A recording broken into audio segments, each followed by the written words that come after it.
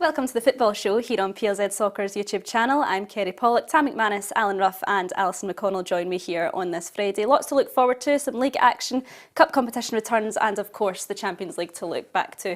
Let's look to see what's coming up at the weekend. We've got Motherwell against Dundee United tonight, Ross County take on St Johnstone in the league, St Mirren and Hearts return to league game, and Aberdeen Spartans in the cup, Rangers against Dundee later on tomorrow night, and Celtic take on Falkirk on Sunday. Celtic, let's start with Celtic then, Tam. Champions League 5-1 emphatic win against Slovan Bratislava. What impressed you most about the performance? Well, I mean, I don't know where to start. I think from start to finish, Celtic were outstanding. I thought they got their tactics spot on. They pressed high. I mean, they've got so much energy and pace in the forward areas. It's perfect to play that style of play, you know, going and pressing teams. I thought Bratislava just couldn't get out at times, you know, suffocated them. Should have been 4 or 5 up at half time, really. I think the chances that Celtic missed, I thought could have come back and haunted them. I thought they, obviously the big one with Weiss going through, he should have hit it first time, his right foot. Took a touch, 1-0 at half time, you're thinking next goal was important. Celtic got it right away and ran out comfortable winners. I think in terms of a start to a Champions League campaign, I think you couldn't have asked for any more from Celtic. Yeah, Rafa's Tam saying there, that flair, the confidence they had, it could have been a lot more. Yeah, it certainly could have, you know, the pace of the game, you know, and the sharpness, you know. Maeda obviously is electric, you know. I thought everybody in the team played their part, you know. I don't know how good this side are, I know time will tell, but you can't take it away. 5 goals in Europe is a fantastic scoreline. Next 2 games they'll be testing, if they can prove to everybody that they can go away from home and pick up something, you know, it will help them along the road. As you mentioned there, Maeda, Brendan Rodgers commented on him as well. He said, I would doubt there is anyone in the world in football better than Maeda in that context. It's the will and desire to do, which most players won't have. It's unbelievable pressing, but it's mentality, Alison. I would love to see his GPS stats at the end of the game. Yeah, it's incredible. Even in the latter stages of games, you see him pressing and getting back, helping out Greg Taylor a lot on that flank. We see it domestically, week in, week out, and then what you saw at the week on Wednesday night was just a replication of that. I think his energy and his work rate's phenomenal. I think Harry had his shooting boots on, he would have claimed another couple of goals, I think, on Wednesday. Him and Kyogo, I think, could have had another few, but I think he epitomises a certain kind of work rate about Celtic, the high press and everyone, the collective of the team, which I think will be necessary if they are to do anything across the course of this campaign. But certainly what you would say from Wednesday night is that they've given themselves the foundation. They've set a platform now to go on. That was the game they had to win. You look at it and it's arguably the weakest team that they've got to face. They had to take something from it. The next 2 games, particularly challenging. I think if they could even take 1 point, it would put them in a fairly decent position. Another thing they've added to that game is retrieving the ball. We watched Barcelona once with Celtic and Peter says when Barcelona lose the ball, look how quick they get it back.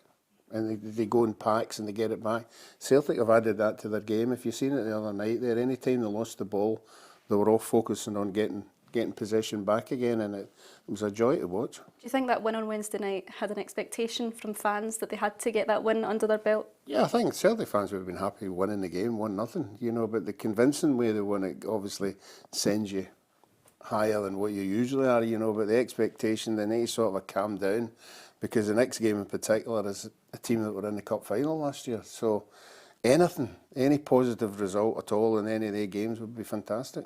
Tam, another man that seems to be taking all the headlines, Arne Engels seems to be the new penalty taker. Brendan Rodgers described him as a dead ball expert.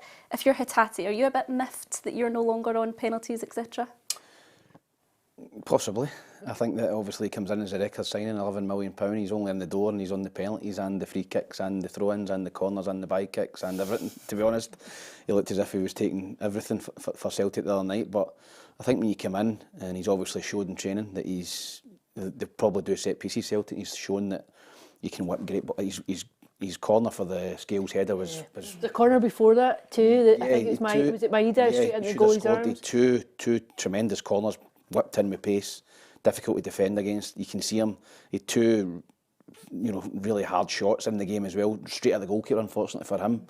But no, I think he looks the part. I think his delivery into the box is superb. And Hitati was obviously the previous penalty taker and free kick taker, and he probably will be a little bit miffed, but I think when you sign a guy for £11 million, he comes in, he's going to be your main man for all that sort of stuff. I think it'll be interesting. I think it could well be a battle between Hatate and Engels for the third place in the middle. I think you know that Callum McGregor is going to play, and I think it's just where I think Engels and Hatate might battle it out for that other position in the middle. But I thought he just orchestrated everything for Celtic the other night, and he looked like a player who'd been there for months. It just looks like a very seamless addition to that team, and he's barely in the door, and you think, come January, you wouldn't be surprised if all of a sudden you're talking about people coming in and sniffing about him, which sounds ridiculous for somebody that's just in, but such is the nature of football and playing on this league. 21 years of age as well, he doesn't seem to be shy. Like you said, he was getting involved, he was winning the ball back the other night, he was,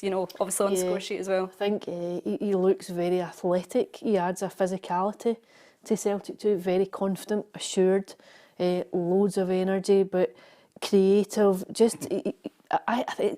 you look at Matt O'Reilly and what he brought to Celtic, and you felt as though there would be a void when he left. I think what you'd say about Engels is that, all of a sudden Celtic aren't missing Matt O'Reilly. Like, you don't sense the ghost of O'Reilly is just slotted seamlessly on there. Just to go back to the penalties then, Ruffy, during Hearts' game, Lawrence Shankland and others were giving him a bit of stick from the spot, trying to put him off. As a goalkeeper, did you ever shout from the line at anybody taking a penalty at you? No, more concentrating, which wrong side to dive to. No, I think things have moved on now. The technical side of it, you know who's taking the penalties. Somebody will have done some kind of research, where he puts them. They'd obviously looked at last week's game. He put it identically in that corner. If you're that near to the post, you're never going to get it, even though you guess right. Yeah, the atmosphere, Tam, at Celtic Park, it's known on Champions League nights, especially the roar that comes when the Champions League song rings around the stadium. Do players get intimidated now? Young players are getting lots of experience these days. Is it the same? No, I thought that some of the Slovan Bratislava players looked terrified when that noise came up. I know the moment you're talking about, when I think 60,000 people just started screaming at the top of their lungs. It was incredible. Some of the Slovan players were smiling, thinking, "Wow, this is amazing," and some of them were, I think, terrified. So, I've obviously not played there on a Champions League night. I've played there in a league game, Celtic Park, when it's rocking, and it is intimidating. I think the Champions League night's just another level. But I think it just depends what sort of person you are. You can get revitalised and really up for it, or you can go the other way and be. And kind of bottle it a wee bit, but I don't think they bottled it. I just think that the Champions League nights at Celtic Park, it's such a big boost for the Celtic players to have that atmosphere and those fans behind you. It's like, it is, the old cliche, it is like the 12th man. Yeah, well, they've cranked it up at Celtic Park, Ellie. The next challenge is, of course, can they do it away from home? Yeah, and the next one is, is formidable. Can you go to Dortmund and get a result? And you would have to say, on the evidence of what you've seen from Celtic historically in recent seasons, it will be an incredibly tough ask to go and take something. But what they do have now is a bit of confidence. I think they've started the league campaign particularly well. Domestically, there's been a fluency about them, and I think just not only winning on Wednesday night and winning that first game, but winning in a particular kind of style will give them an optimism. However, I think you would have to temper it by saying you're maybe playing two extremes in the league now, when you look at the quality of opposition on Wednesday night and then the quality that they'll face in the next game, not this coming week I think, but it's the following week. It will be, you don't have to question where Dortmund are, and then I think it's Atalanta that comes after that before Leipzig at home. So that's three really tough games, which frames that first game. You can see then when you look at it across the opening four games how important that first one was in terms of getting points on board. I think if you look at the next two away games, Celtic would probably be happy to take a point from even both games. Can you imagine, Ruffy, if they do get a point from one of those games, 4 points, and they've still got those home games to play at Celtic Park? The reaction from fans? Yeah, I think the away games are the ones that are going to be the hardest. Every away game, I think they've been fortunate with the home games. The teams have got at home.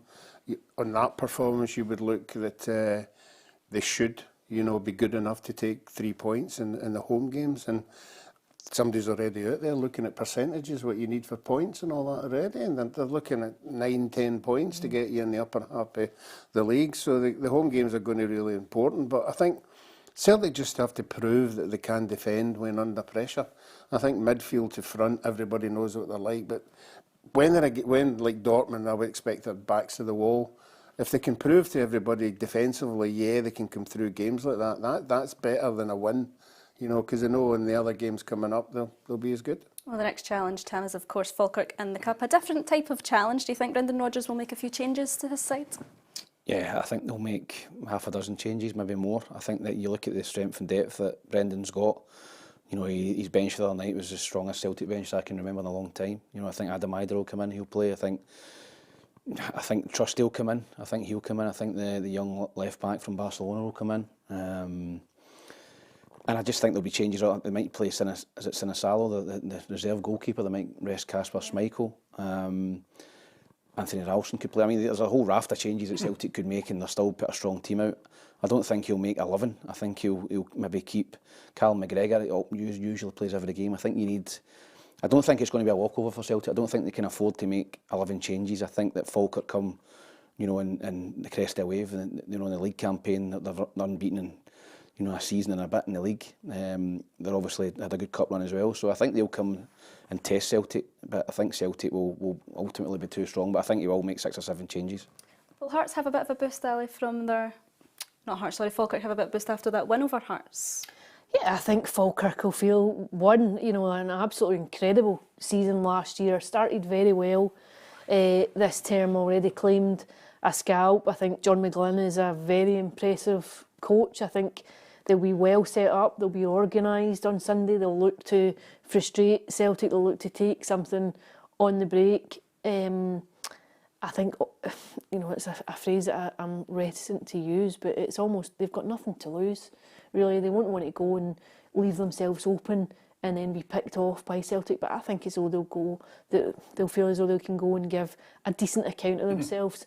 It's quite a high, from Celtic to go from the high of Wednesday night to then go into the routine nature of a League Cup tie. I think Falkirk will look to capitalise on that too. I'm not sure that it will be a sellout crowd at Celtic Park for the game. People maybe just picking and choosing what games they're spending their money on, given just the volume of matches now. But I think, I think you'd have to say you expect Celtic to be far too strong for them, but I think Falkirk will go and look to make it as awkward as possible.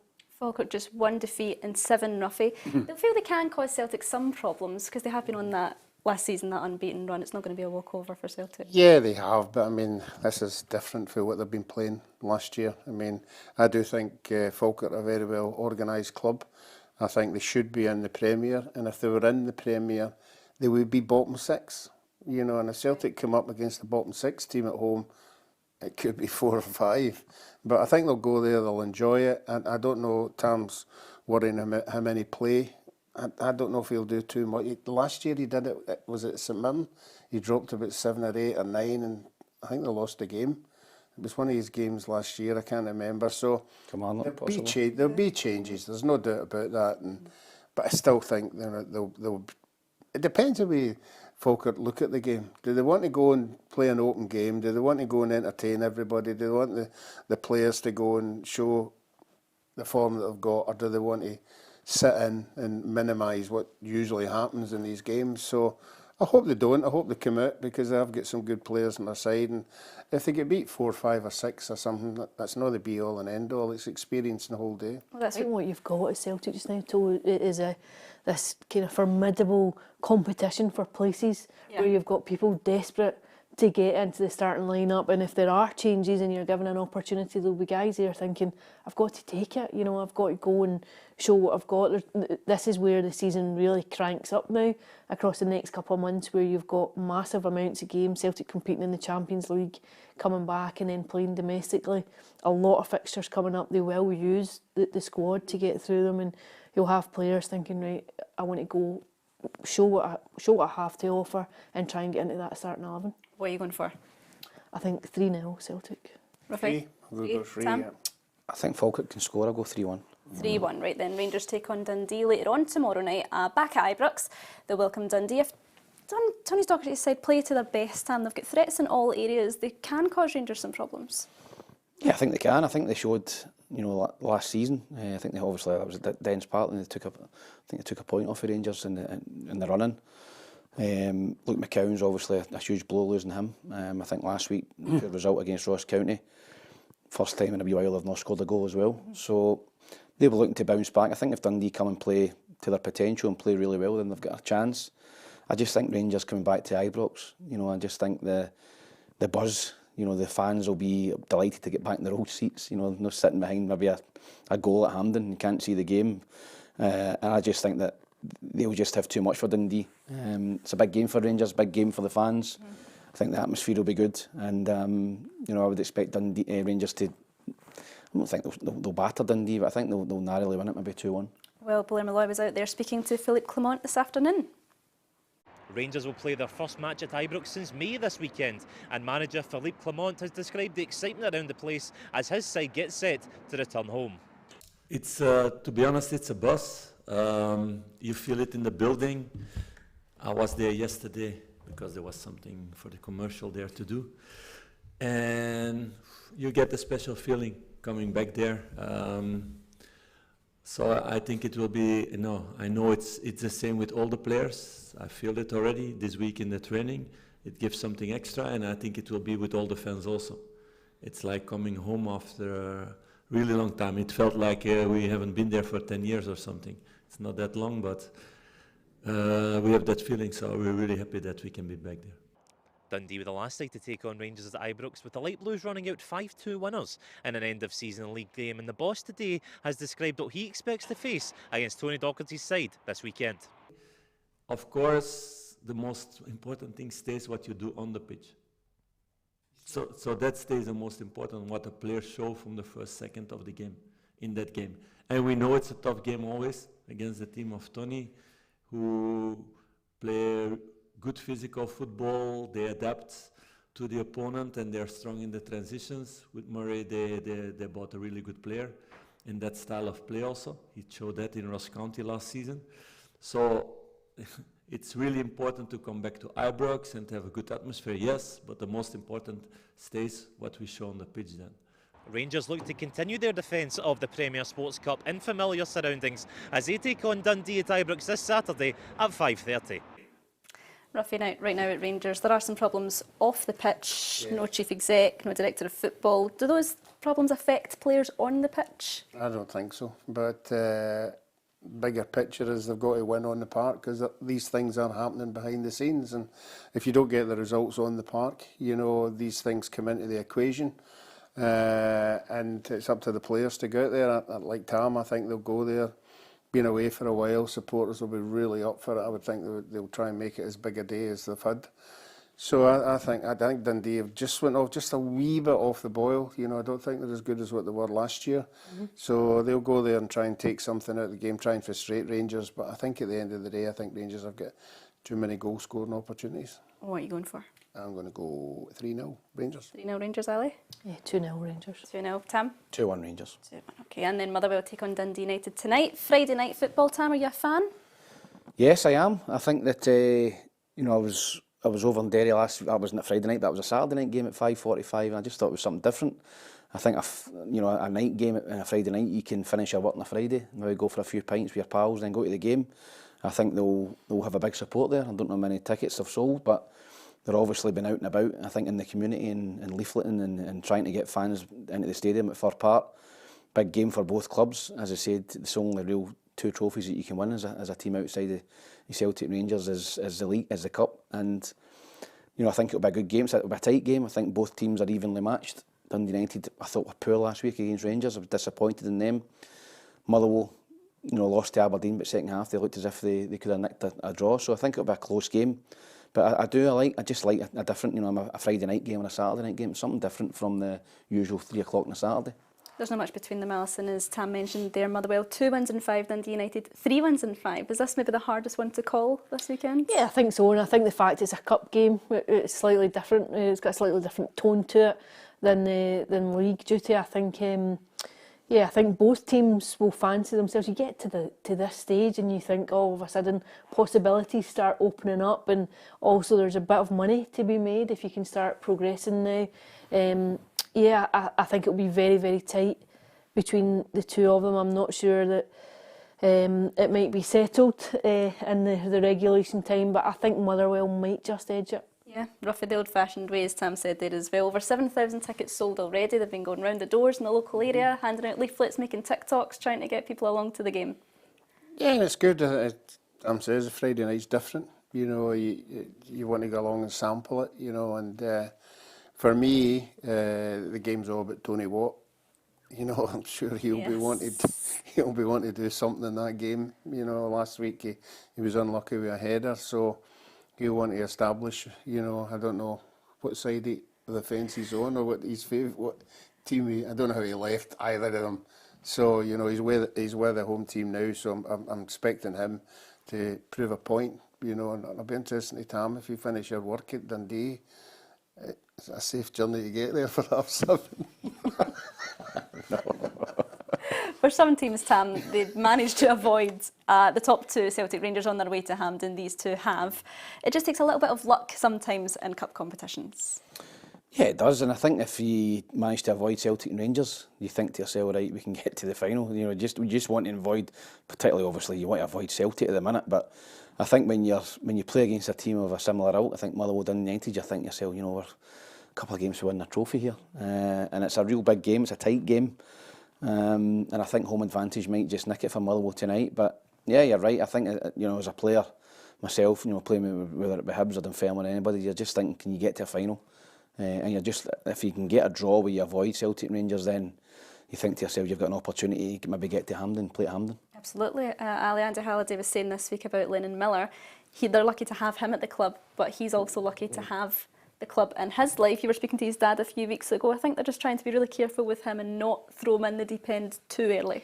Yeah, I think I take his point. I think Motherwell's a very good club just to try and offer a platform to first team players to produce academy graduates into their first team. I think he's been very well managed. Up until last season, he was still in the youth dressing room. He wasn't part of the first team dressing room, just trying to keep him fairly grounded. I think he comes across like quite a grounded boy. I think you can see that he's got his head screwed on.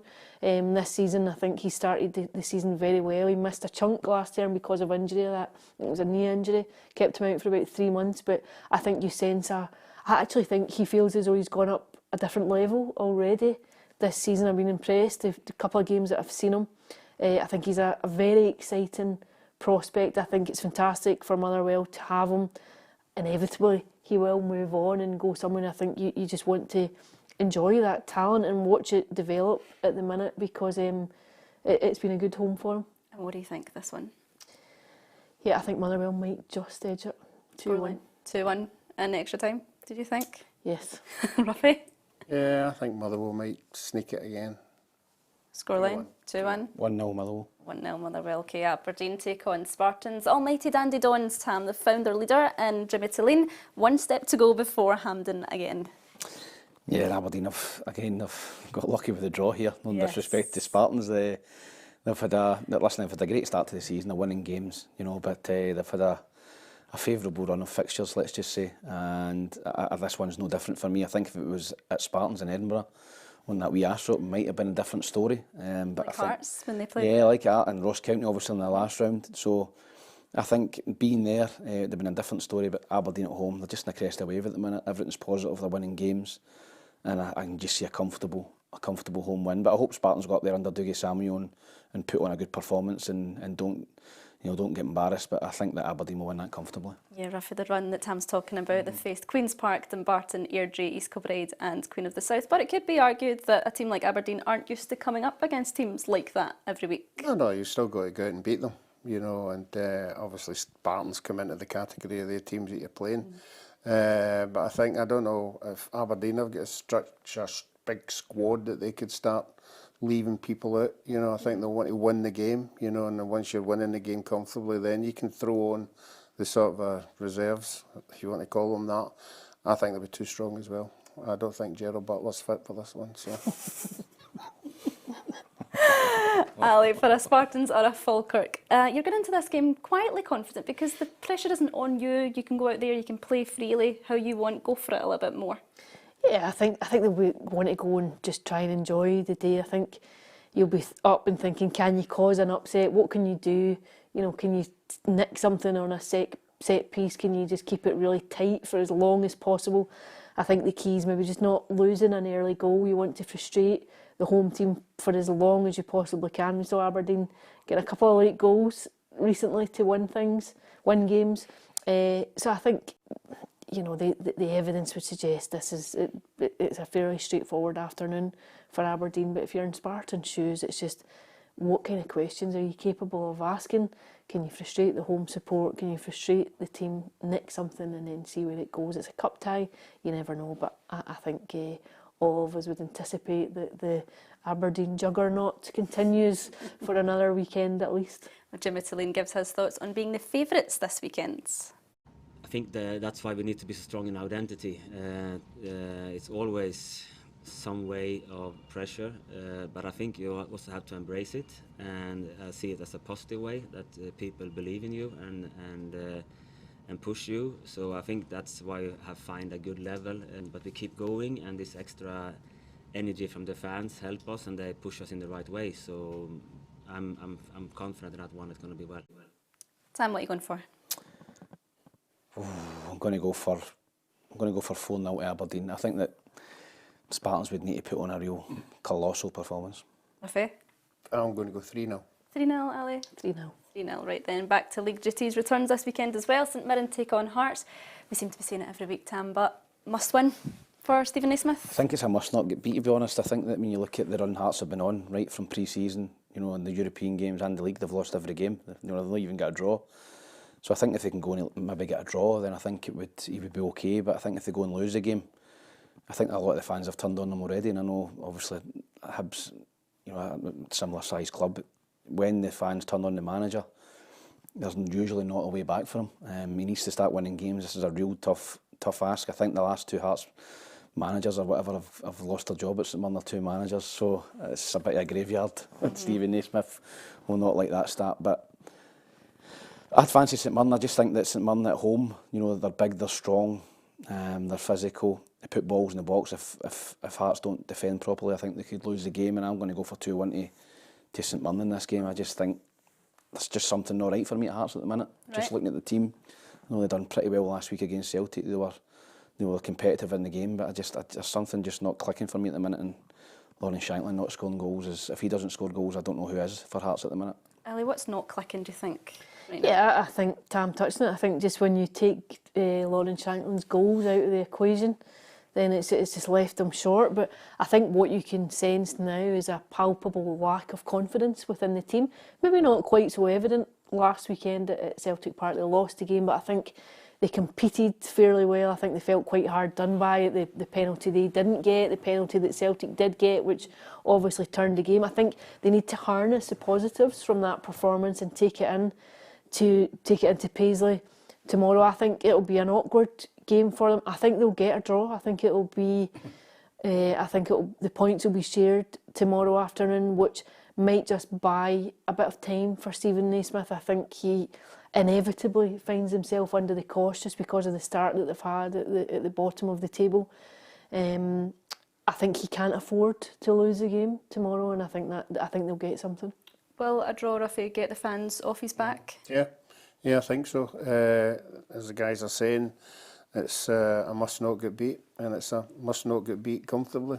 I think a 3-0 or something like that would just maybe make a few people make decisions. You know, some of the fans have already made up their mind, but I don't know how the board are thinking behind the scenes. You know, sometimes when a large amount of fans turn on the manager, the board seem to fall into the same category. I hope that doesn't happen. I think Hearts had a tremendous year last year. I thought they were a breath of fresh air. We need a team like that challenging Rangers and Celtic. So, you know, I think he did enough last year and getting them into Europe to sort of hang on in there, but stranger things have happened in this game. And Patrick Mullen was out hearing the thoughts of the Hearts boss this afternoon. Hearts are preparing to take on St Mirren this weekend as they look to avoid their 8th successive defeat in all competitions. Recent criticism about Stephen Naismith's side has said they lack an identity in their play. But speaking today, Stephen Naismith, well, he rejects those claims. short term, in last season, our identity has been that we won games. We won games consistently. That got us a good run. It got us a good position in the league, and fundamentally, that needs to be the first thing that's people identify to you, that you're hard to beat and you win games. You find a way to win. Beyond that, we're probably a team that has more possession than the opposition. That naturally, with that, I don't then think our attacking play and style has. I can accept that one, that there's not been a clear way we do, and as I've just said before, that's an area we need to improve on. And there's also been talks this week between Hearts and Tony Bloom's data company, with a potential £10 million investment coming the way of the Gorgie side. But Stephen Naismith has insisted today his only focus is on getting 3 points. And as I said, I've got more important things to be thinking about, and that's getting a result tomorrow.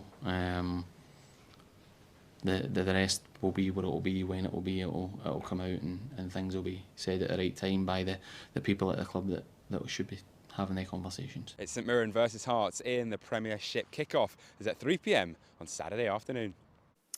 Will the fans be on board with that, Tam, with Tony Bloom coming in and his investment and what that could potentially do? Yeah, I think they probably will be. I think that obviously they've got the largest stake in the club, the foundation of Hearts. And I think any money going into any club will be welcomed. I think when you look at the job that Tony and Star Lizard have done, not only at Brighton, but at USG in Belgium, I think that they've came from nowhere and were competing in Europe.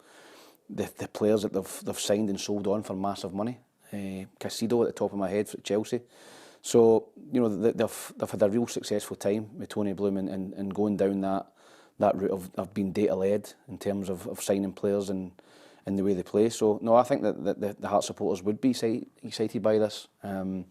But it remains to be seen if it will happen. But I think 10 million into any club outside the Celtic Rangers is an enormous investment. It does seem really exciting, Ali, as Tam mentioned there, a few players, Moises Caicedo, Alexis McAllister at Brighton, World Cup winner, just what they can do and how they could change things at Tynecastle. Yeah, I think so. I think any investment would be warmly welcomed by everyone, although you do wonder what it means when people come in and have a bigger say in terms of the running of the club. You see, you have a look at Craig Levein this week at Hearts, you have a new investor, a new owner coming in, and they're a bit more hard-nosed in terms of making decisions and looking to get results. But I think for Stephen Naismith just now, I think he'll be having sleepless nights about the form on the pitch, and it's really just a question now. He'll be thinking, I need to stabilise things very, very quickly and just get results. St Mirren won't be worrying about the repercussions, Ruffy, if they get a win. They've got their own agenda to take care of. Yeah, they certainly have, and at home they're a hard side to beat. You have to battle right to the end, and I think I just got a feeling in Hearts' performance last week, it was good. There were bits in that game where they might have taken something out of the game. I don't think they'll win the game. I think a draw would be a good result, and I'm going to go Shankland to score and one each. Okay then, Ali, you were out speaking to Stephen Robinson this afternoon. Let's see what he has to say.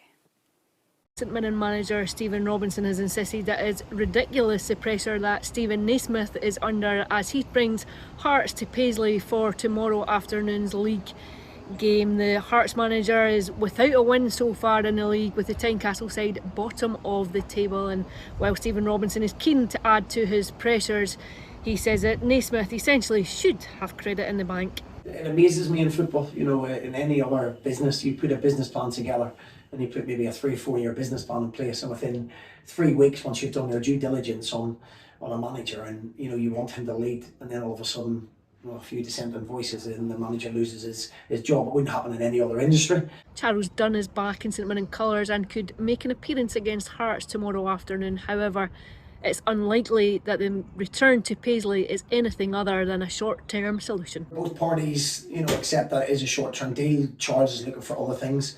And when we have everybody fully fit, then there might not be a necessity for it. But who knows in football? I wouldn't have told you that I'd be signing him again. So who knows? Who knows in football? It's St Mirren versus Hearts at the Smythe Stadium on Saturday afternoon. It all kicks off at 3 o'clock. What do you think, Tam? I'm going to go for 2-1 to St Mirren. 2-1 St Mirren, Alison? I want to say 1 each. And 1 each. 1 each as well. Right then, Ross County take on St Johnstone. Ross County surprised most over last weekend, 2-0 against Dundee. Can that be a bit of a kick-start for them, Tam? Yeah, it's been a slow start for Ross County, obviously losing heavily to Rangers as well. And in the last minute, kicking the teeth against Aberdeen. I think a lot of people would have tipped Dundee to win that game, the way they've been playing, scoring goals. So really, really big result for them. Great opportunity again to go back-to-back wins. No St Johnstone at home, no manager. And I think they probably will. St Johnstone, for me, I've not been impressed with them at all this season. Lost their manager, but rudderless at the minute. Sometimes you can get a bounce with maybe an interim manager coming in, like Alec Cleland. But I think Ross County, with the boost of getting that last week, can go back-to-back and win again. I'll go for 2-1 to Ross County. Sometimes, Ruffy, though, when a team loses a manager, the following week, frustratingly for that manager, they seem to produce a result sometimes. Yeah, it's been done in the past. Yep. You know, there's no guarantee it's going to happen all the time. I just think Ross County have got, they'll be in the dressing room. Good win last week. They'll be looking at the table. They'll be looking at who the teams are going to be down there at the end of the day with them, and St Johnstone's going to be one of them. So if you can win this game, that for me, that would be the incentive to get there and do it. And I think they will. I think they're very good when everything goes well for them at home. So I'm going to go for them to win 2-0. Ali, any names thrown in the hat for the St Johnstone managerial position? Yeah, I think there'll be a few. But it's interesting. I think St Johnstone will win. I just think the amount of times you see it, you lose a manager and then the next game go out and put in a performance and get a victory. I have a feeling that I think they'll go and get the win tomorrow afternoon. Who do you think, Tam, who suits that position? Scott Brown, maybe Ian Murray, perhaps? Yeah, I think they'll obviously two names I think will be in the mix. I think Scott Brown's doing really well at Ayr United. I think it'll be hard to prize him away from there because I think that he'll have aspirations of winning the league with Ayr United this season. Ian Murray, definitely. I think that Ian was very unfortunate to lose his job at Raith Rovers. You know, he had a great record there. I think he's, bar a spell at St Mirren, Ian's done really well at everywhere he's been. I think he didn't do really well particularly well at St Mirren. He's free. You know, there's no compensation. I think that's a big plus for any owner. You know, going and getting somebody and you're not having to pay compensation. So I think that Ian Murray will probably be the bookie's favourite to get it at the minute. But listen, if I like Cleland and Andy Kirk go in there and do well, they could throw their hat in the ring as well. And it's a winnable game for them. You know, tomorrow away at Ross County, it's not as if you're going to Parkhead or Ibrox. It's a winnable game, and if they can win some games, then they could maybe get the job. But I think Ian Murray, for me, ticks a lot of boxes for St Johnstone. Yeah, well, before we move on to the Champions League, let's have a look at the headlines. Hello, I'm Cara and these are your daily news headlines on Friday 20th of September, sponsored by Arnold Clark. Rangers midfielder Tom Lawrence has said the players cannot wait to return to Ibrox this Saturday. I feel like we've missed it. I think not playing there has realised how much we do miss it. So yeah, just looking forward to it now. Andy Halliday previews tonight's Premier Sports Cup quarter-final as his side take on Dundee United at Fir Park. You hear all this form goes out the window when it comes to these cup ties, and because it's that welcome distraction sometimes for people when it comes into the league. But to be honest, we're in half decent form, Dundee United in half decent form, so I don't think it's any danger of it going into the weekend. I think whoever's just going to turn up on the day. Additionally, ex-Rangers chairman Dave King believes that Rangers fans should have no confidence in the current board to be able to turn things around. He also said that the ex-Rangers manager Steven Gerrard was kicked out of the Ibrox outfit. Finally, Mikel Arteta was full of praise for goalkeeper David Raya as he played an important part in his side's 0-0 draw with Atalanta last night in the Champions League. On how we get a penalty away, and I witnessed two of the best saves that probably I've seen in my career with David to save us from that moment. I don't know. I haven't seen all the goalkeepers, but at the moment it's been exceptional for us, that's for sure. Those were your daily news headlines on Friday the 20th of September, sponsored by Arnold Clark. For all the news and breaking headlines, please be sure to download the app and subscribe to our YouTube channel. Right, Ali, the Champions League, it returns the new format. It took me a bit of a while to get my head around it, but we got there eventually. Are you a fan? Yeah, I think it'll be interesting to see just how it plays out across the next few months. I think what has been very notable about it is just it almost seems like the very first step towards this European Super League. So you've had the Champions League take precedence Tuesday night, Wednesday night and Thursday night. All other UEFA competitions have all been put to the side. The Europa League next week, I think it was given top billing. And I think it'll be interesting to see now just how it plays out. What I did think was interesting was that you're not playing teams home and away. You know, you're not thinking, oh, there's a return leg to play or there's an away tie to play, and that's a weaker team in the group. So you know, you can almost navigate groups quite early on after opening games. But I think there is a danger when you see results like Bayern Munich's on Tuesday night. You see that 9-2 win. You think you could have a real discrepancy between top and bottom, which is almost what they had set out to avoid doing. You wanted to have more competitive games. So yeah, I think it'll be interesting just to see how it plays out. And it does give teams maybe in the more middle section of the table, I feel like, a wee bit more of a chance, give them more competitive games against teams maybe equally matched to them. Yeah, I think it suits clubs like Celtic. I think when you go into the draw and you're third seed or full seed, you might run into Man City and PSG or Atletico and Real Madrid. You know, you have no chance of finishing the top two effectively. So this is a better competition, a better avenue for clubs like Celtic to maybe get a knockout game and get the knockout stages. They've obviously had a very favourable draw, which we've all spoke about, but I think it's more refreshing than the same 16 teams in the finals in the last 16 every year. I think you might see some different teams maybe in the mix because of the way it's worked out and the way the new layout is.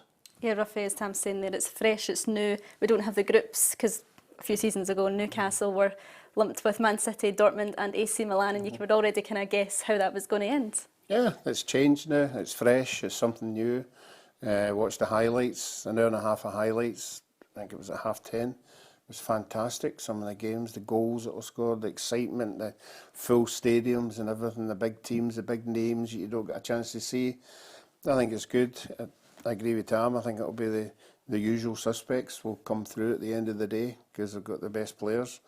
But I think the other teams that are in that middle bit will want to be up there. So I think we've got a lot of exciting games.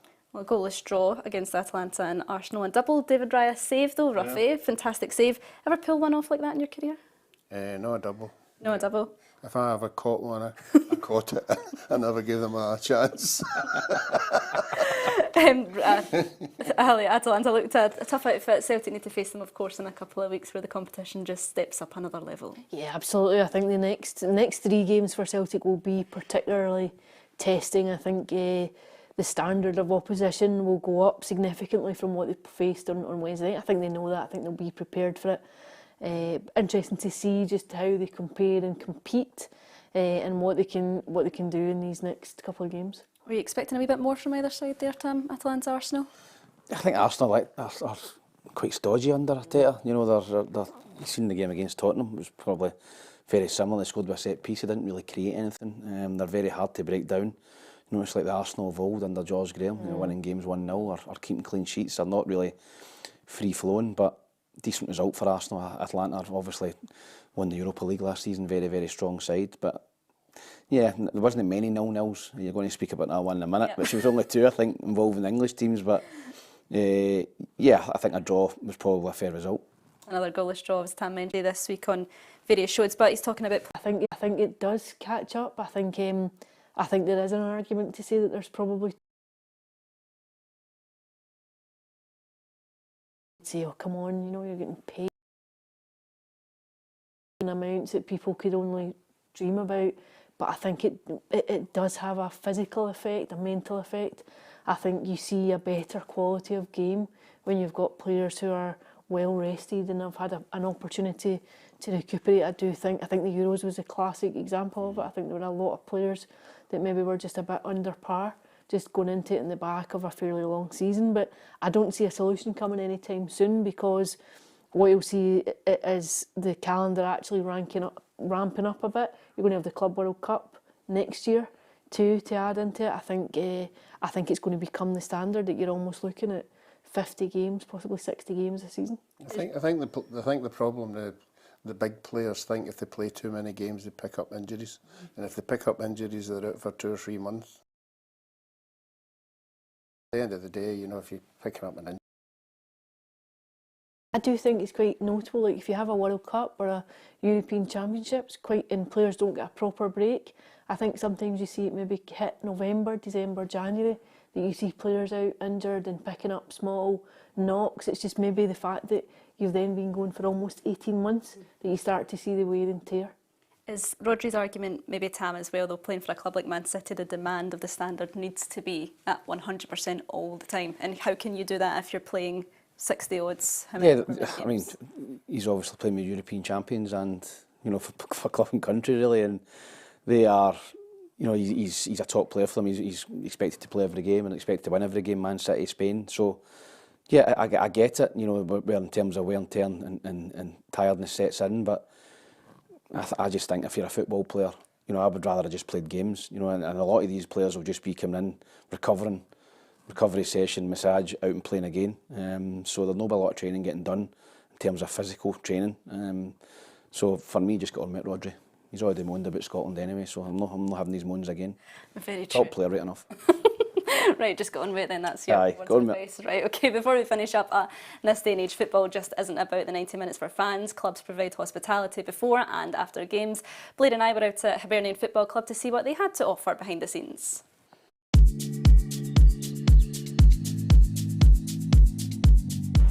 Here at Hibernian Football Club today, we're here ahead of Hibs against Johnstone in the Scottish Premiership, and we're going to capture what the club has to offer in providing fans with that perfect matchday experience. When you're dealing with somebody who's paying £250 for a season to 25,000, there's and everything in between. There is challenges there, but it's all in the planning. Oh yeah, it's first class. It really is first class. Everywhere you go, the stadium has changed completely. I remember it was on a pie in a bovril on a cold winter's day, standing on the terrace, but this the club's moved on. We're really thankful that our fans have bought into it. I really enjoy the matchday experience, and hopefully will mean that we can get some results on the pitch.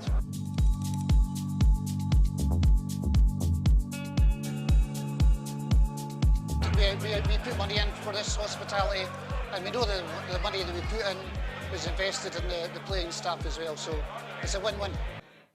Change days now, Ruffy, as Pat Stanton was saying, there was a pie in a bovril in his day. Yeah, it certainly was. Pie and Bovril when I was there as well. Yeah, but the stadium is magnificent. We've all been in it. It's just a breath of fresh air. It's modern. You know, I was telling Ali there that the directors and the owner have a special VIP room that you can go in and have a chat with the directors and the owner and everything. You know, it's just that'll not happen at many clubs. You know, so they're opening the American idea is they're opening themselves up to the fans. Obviously, if they get beat after the game, they'll get in. How many glasses of that red wine that you've had before you go in? You just stay there. But no, it is. They've changed behind the goal as well. They've turned it into a sort of a hospitality bar area. So everyone's geared. It's like America. You know, it's just the American way. You know, the fans come in. It's a day. It's not just the 90 minutes during the game. It's before the game. It's after the game, and I think that's what we want to see. And Hibs have got all the different levels, Tam, that they can provide to fans. You know, you've got your top end, you can go to the bar. It's great to offer fans that. No, it is, and as I said, they've done a fantastic job. They've spent a lot of money in the hospitality. I think that, obviously, when I was there, it was just concourses. You know, it was like, as you said, a pie and a bovril or a slice of pizza. Now it's, I mean, you can still get that if you want. You can still get that if you just want to go to the game and pick up a pie and a bovril. But if you want to, you know, have a full sit-down meal experience and that, then you can go into one of the suites and. Yeah, there's top quality food, top quality chefs, and as I said, everything off the park at Hibs is great. The main thing for me is sorting it on the park, and if they do that, then you're going to have a club, you know, doing well off the park and on the park. You're going to have a real strong club. Well, that was an interesting point, sorry, Ruffy, that a lot of the fans had made, that they're quite happy for the club to invest in this side of things because it brings in revenue, and then, of course, they can put it onto the pitch. Yeah, as long as they see it getting put onto the pitch, as long as they see a better quality of player coming in, and it's their money that's helping that. But I think you're still going to have... Fans like to see young players coming through, and Tam keeps raving about all these young players, you know, and they're not getting a game, you know, but fans buy into that as well. You know, if one player comes out of the academy and he manages to get into the team, it's all a collective thing that they're enjoying what they're seeing. And I don't know if you got upstairs to see the big lounge up the stairs. The Emerald Suite we did, yeah, yes. You just get in there if you're a Hall of Famer, you know, so there's not so many players. It's lovely time you should have.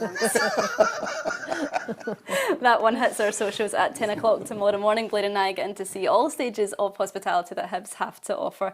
That brings us to the end of the show. Thanks to Ruffy, thanks to Tam and Ali. For myself, Kerry Pollock, thanks for watching.